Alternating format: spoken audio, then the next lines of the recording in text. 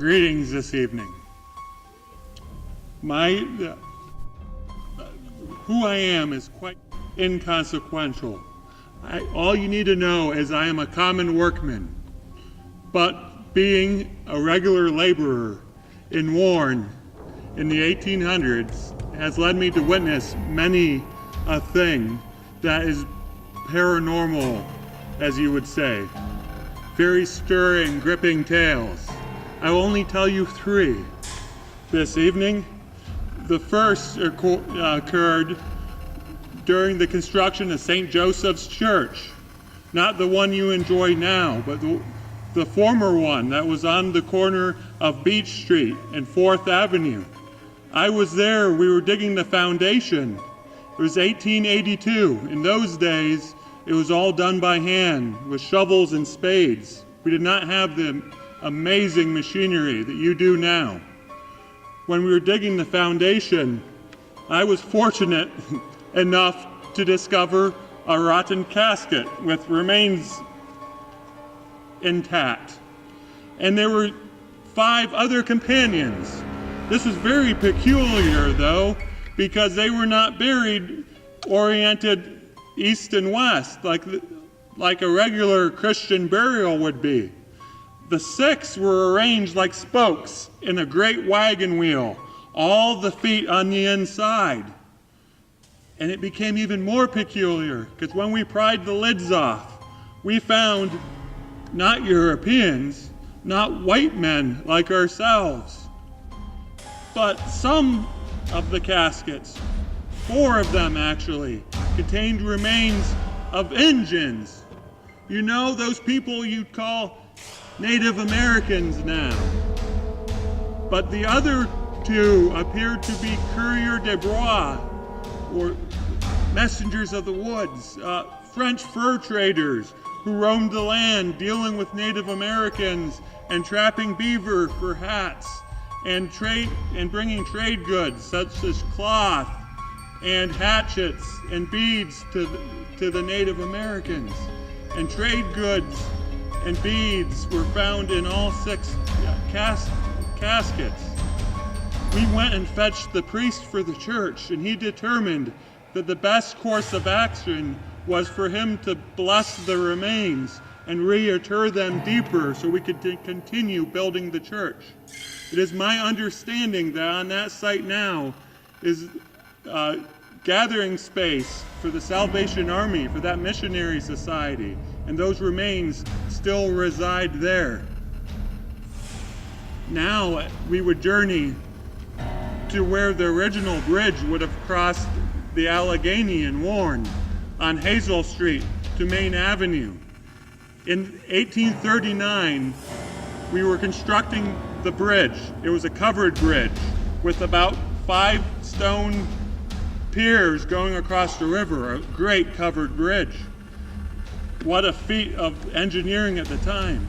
1839, Hazel Street, Main Avenue. Well, I was helping with the horses. I was a young lad at that time.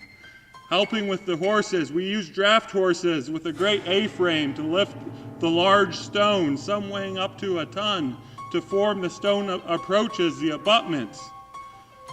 But the foreman was giving orders and helping set one large stone while the A-frame broke. Came down right on him. Only his feet were sticking out. As you can imagine, he did not recover from this incident. In 1839, Warren's burial grounds was on Jackson Farm, which is now called the Wetmore Cemetery. On the road that leads to Jamestown from here, you call Route 62. There is a purveyor of dairy goods across the road. I believe you call it a Dairy Queen. He is buried there. If you go to the burial ground, it's the oldest burial ground for the city of Warren. Our founder, Mr. Gilson, Henry Gilson, was interred there in 1811, but none of the graves were marked until Snyder buries in 1839. Large stone in middle of the burial ground. Massive monument, and the epitaph speaks for itself. Here lies Snyder buried, who died due to the fall of this stone. It is said that when one journeys on the walking path down the old railroad grade, past there at night, you can see a man dressed like a common workman, like I am, going back and forth, wearing a bowler or a small top hat. And we like to believe that it is my former boss, Snyder, who died due to the fall of his own headstone. The last tale I'd like to tell you happened in 1900. I was a very, very old man at the time. But news around town had it that there was a very exacting man that worked at Struther's Wells, the great machine shop and boiler shop in Warren that is towards the west end from here. The great brick buildings that were there at the time. But James Cooney, he was an Irishman, and he worked as a night watchman. He'd go around the shop and make everything was in order and no one was tampering or stealing anything. And you could set your pocket watch to his rounds. That is how regular an interval he kept. And there was large stone wall separating the two work bays with a grand arch 12 foot tall out of brick. And during the day, they were disassembling some of the machines that had huge 6-foot flywheels on them. And they rested the flywheels just sloppily against the large stone wall, partially blocking the 12-foot arch. Because of his exacting personality, this drove James nuts, and he tried to adjust the wheels. One of the other workers, a machinist who was working on the machines at the time, missed the watchman because he did not make his rounds. So he went looking for him. He only had to travel about 30 feet, and he found James Cooney's feet sticking out from underneath one of the large flywheels.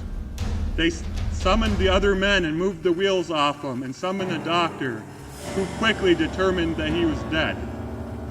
It is passed on that all the way up to the time that Struther's Wells closed in the 1990s, that one could see a watchman dressed in a blue uniform checking his watch, doing his rounds at Struther's Wells.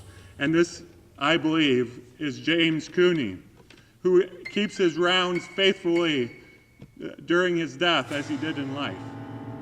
Now we will journey on to our next stop.